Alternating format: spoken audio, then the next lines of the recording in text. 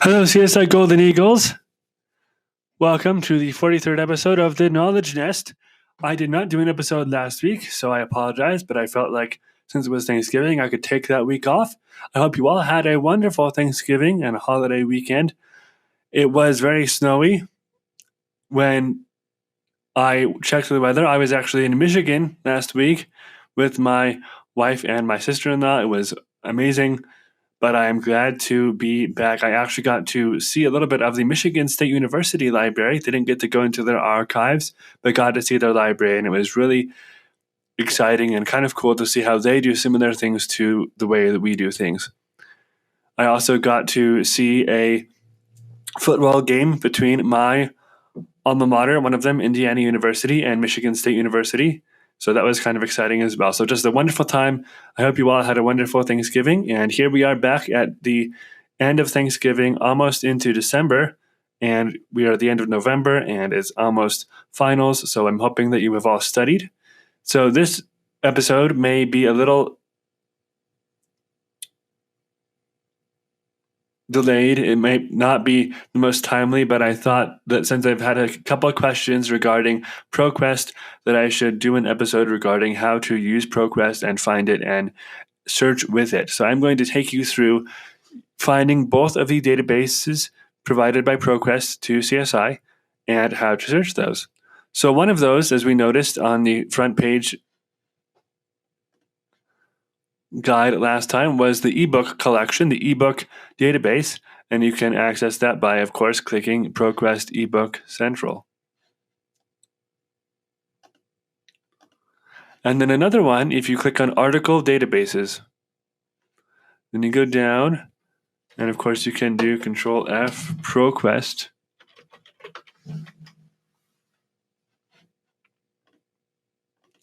Right above eBook Central, we have the ProQuest Arts and Humanities full text. This is journals, this is ebooks, and this one up top is journals. So if you click on that, here we have both of the databases. Here's ProQuest for the journals and ProQuest eBook Central. So there's multiple ways you can do navigating for these resources. You can search them. And here's an advanced search. Of course, you can use Boolean keywords, or you can browse by subject. Here we have all the subjects you can browse. Obviously, engineering, they have more specific engineering sections, and science, they have more specific science sections, but the others are all general: philosophy, literature, fine arts, juvenile literature, museums, medicine. So you can look at many of these different topics. And if you click one, let's click on journalism.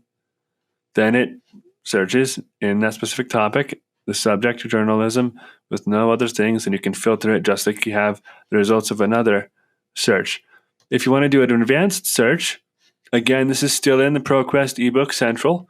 We have the options to do the keyword and full text, title, author, series title, publisher, ISBN, subjects, call numbers, Dewey Decimal numbers, or other subjects that's designated by eBook Central. The BSEC, ISBN, I wouldn't really deal with those. I would mostly stick to title, author, subject, maybe publisher. And then you have more specific search items: publication years, languages, formats, the book status, and it's always going to be in this college complete collection, so that's kind of not necessary. But so that's how you do an advanced search. And if you want to look, once you search for that, or now we have a subject search, but it would essentially be the same thing like we talked about, you can further delineate by subject. Authors, let's look at Heinz Dietrich Fischer. So we're looking at Heinz Dietrich Fischer, language, and journalism. And we have local reporting, from a county vote fraud to a corrupt city council. International reporting, from the activities of the League of Nations to present-day global problems, etc. And then if you click on individual authors, you can look at things that are explicitly only written by him. Now, it's the same thing, but if you clicked on Erica J. Fisher, the same thing would happen. And here is one more book that she has written. And you can see we have Heinz D. Fisher as opposed to Heinz Dietrich Fisher. And so because these are two different people, according to the metadata, they're going to show up in one, but not the other. And so that's why you have to check in here for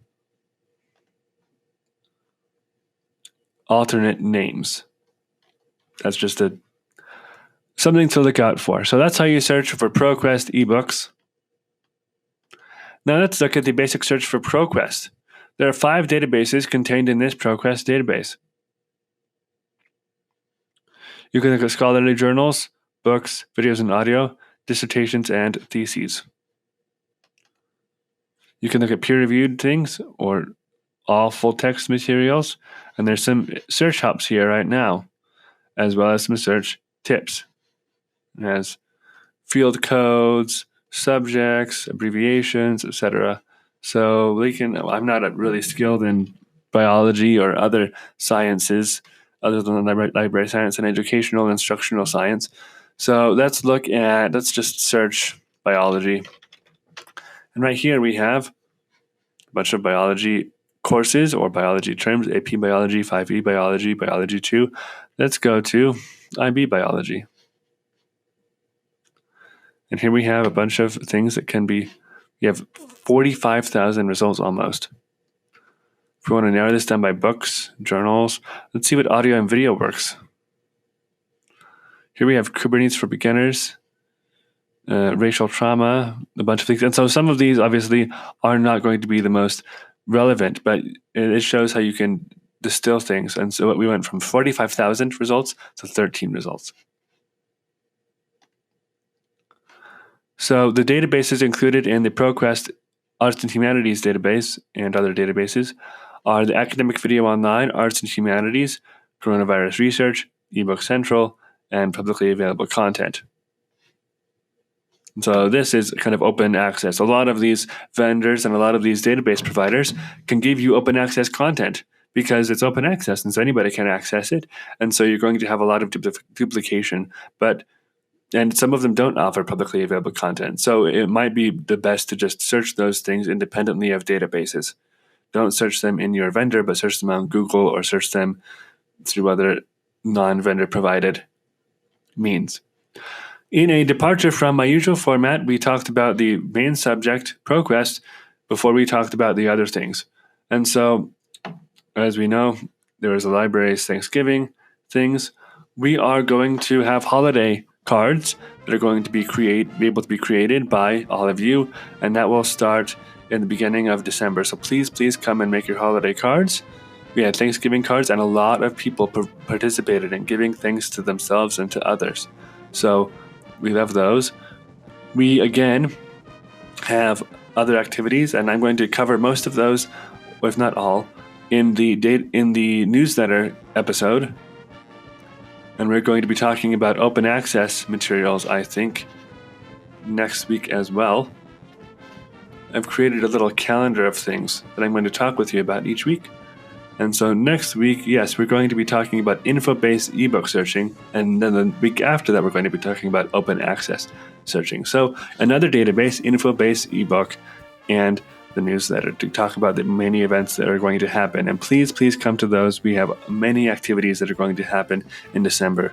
The next one we have is on this Thursday. Again, we have the book club, Reading the French Exit. So come to that. Should be loads of fun. And I will see you next week here on the Knowledge Nest.